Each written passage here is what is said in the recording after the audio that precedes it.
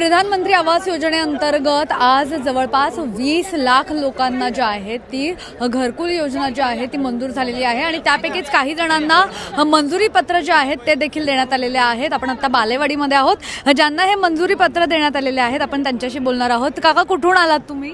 बारामतीहून। बारामतीवरून। आणि काय वाटतंय, कशा आता काय भावना आहे? हे मंजुरी पत्र मिळालंय, अमित शहा यांच्या हस्ते तुम्हाला हे मंजुरी पत्र? आम्हाला मंजुरी पत्र भेटले, आम्हाला आनंद झालाय। आमच्या परिस्थितीनुसार आमच्याकडून बांधकाम होत नव्हतं, त्यात आमचं ते स्वप्न पूर्ण होतंय घराचं। 2 मुलांना आमचा आधार आणि आसरा पण भेटतोय ना, त्यामुळे आम्हाला खूप भारी वाटते। आज आम्हाला अमित शहा यांच्या हस्ते भेटले त्याबद्दल। आणखी काही जण आहेत ज्यांना हे मंजुरी पत्र मिळालेलं आहे। काय सांगाल, तुम्ही कुठून आलाय? परंदावडी। तुम्ही?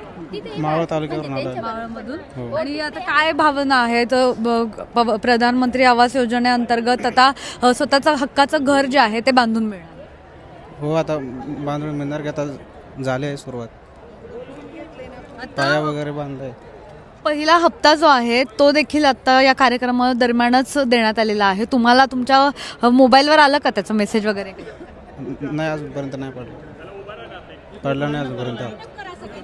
तुम्ही कुठून आलात आणि मधून आलोय। काय भावना आहे? मला आई वडील नाही आहेत, 2 भावांची जबाबदारी आहे। घरकुल भेटले, शासनेच माझा आई वडील आहे। धन्यवाद। काय वाटलेलं का अशा पद्धतीने, म्हणजे एवढं कमी वयात मग घर बांधून होईल आपलं?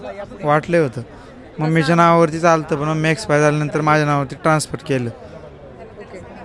तर आपण जर पाहिलं तर जो पहिला टप्पा होता त्यामध्ये जवळपास 13 लाख घरांना जी आहे ती मंजुरी देण्यात आली होती आणि ही घरं जी आहेत ती बांधून देखील झालेली आहेत। आणि त्यानंतर आता दुसऱ्या टप्प्यामध्ये 20 लाख घरं जी आहेत लाभार्थ्यांना ती मिळणार आहेत। 20 लाख लाभार्थ्यांना ही घरांची मंजुरी झालेली आहे। तर त्यापैकी 10 लाख जणांना जर आपण पाहिलं तर पहिला हप्ता सुद्धा या कार्यक्रमादरम्यान देण्यात आलेला आहे। पुण्याहून मोना एनपुरे, सिविक मिरर।